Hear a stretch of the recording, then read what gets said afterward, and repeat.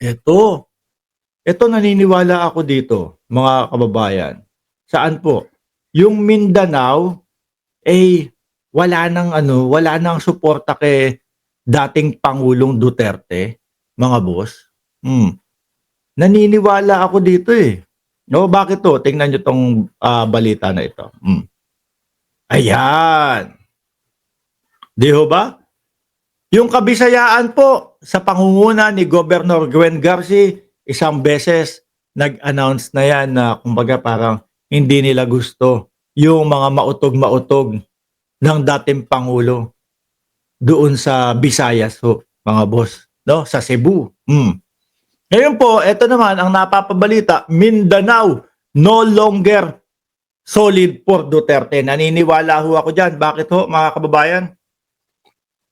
Napakadami. Dito na lang ho, mga bossing, sa social media.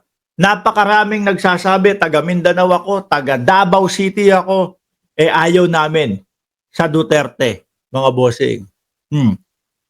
Nung pumunta po ang Pangulong Bongbong Marcos doon mismo sa Davao City, nagsipuntahan din po yung mga taga Davao, mga kababayan. Kasi tayo ganito ngayon eh. Ano? Tayo ho, kapag ka alam natin na ayaw natin doon sa politiko at hindi natin sinusuportahan, like example, kunyari sa Marikina, pumunta si dating Pangulong Duterte. Pumunta si dating Pangulong Duterte, taga ron ako. No? Diyan ho ako medyo, kumbaga, nagbinata na eh. Taga dyan tayo. Pupunta si dating Pangulong Duterte, ako iiwasan ko yung lugar na yun eh. Para hindi ako makadagdag doon sa dami o doon sa mga pupunta o doon sa bilang ng pupunta sa pupuntahan niya. Baka mapagkamala, sumusuporta pa ako. Ganun ho tayo, mga kababayan, ngayon. Ano po?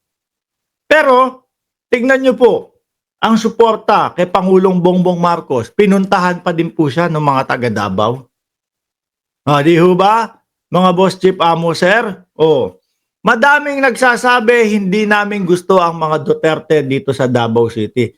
Lalo na ho, mga boss chief amo, sir, pag nakita nyo yung mga laging balita kay Baste, doon sa kanilang Davao, 38, kundi 37, 38, yung positibo sa droga, doon mismo sa munisipyo nila.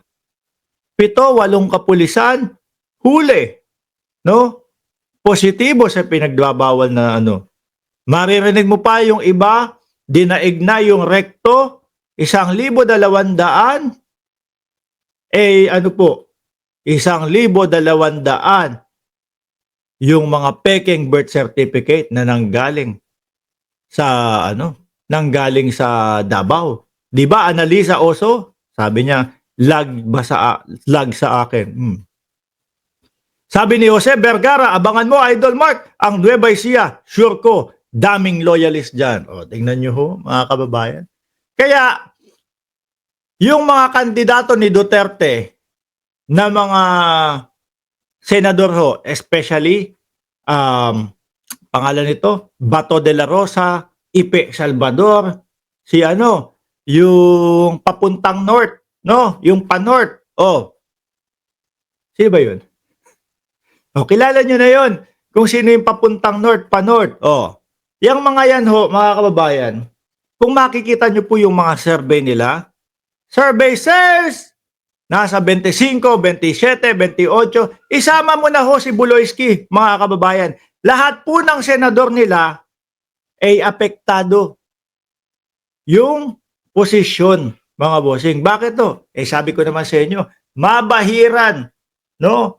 Ang pangalan ninyo ng Duterte, yari ang kandidatura ninyo. Madikit yung pangalan ninyo sa mga Duterte kung ikaw ay tumatakbo, yari ang kandidatura nyo. Which is ganyan nga ho ang nangyayari. Nasa dulo ho sila, mga boss. Basahin kong mabilisan to. No? Sabi dito, Mindanao no longer solid for Duterte. Ayon po sa Opinion, March 7, 2025. While the Marcoses North become more and more solid, yan. Sabi, totoo ba yung narinig ko? na sinabi ni Baste Duterte, dudurugin daw yung North. Kaso ito, pasolid ng pasolid. While the Marcoses North becomes more and more solid, the Duterte South become more and more divided. No? One-on-one, the Dutertes can no longer hold a candle to the consolidated political strength of Marcoses coalition. The 2025 poll results shall exacerbate the Duterte's vanishing hope to recapture the palace, mga bossing. Sa nakikita po natin na galawan nila, yung panay po paninira, yan po ang dahilan kung bakit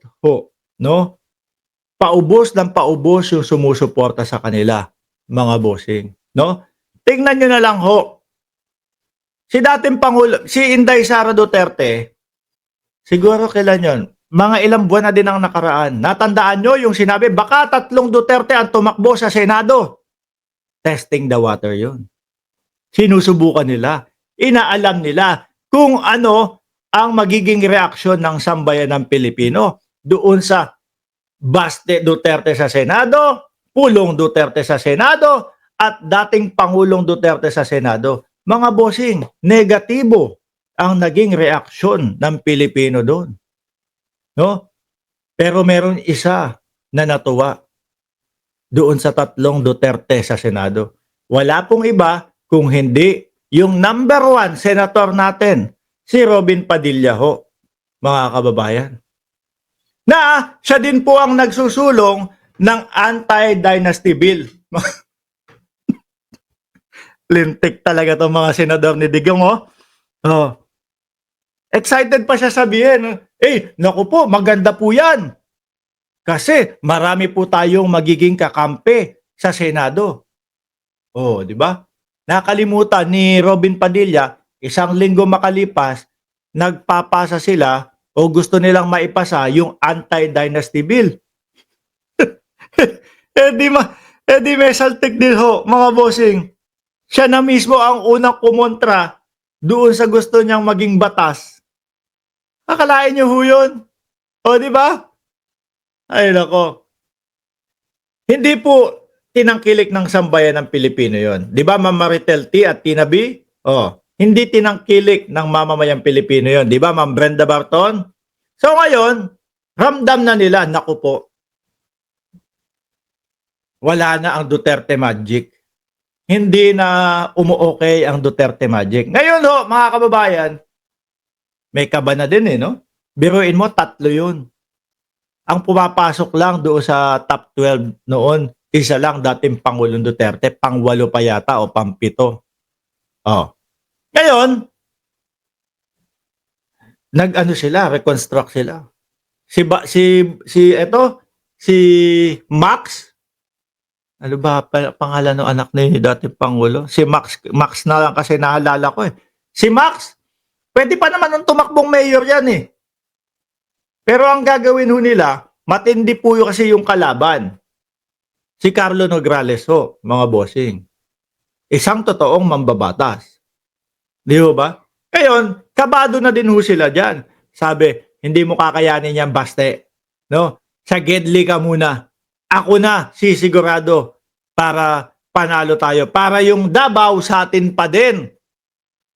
Ganyan ang nakikita kong style nila dyan, mga bossing. Kaso, 2024, talagang lahat po ng mapapakamot ulo ka na lang dito.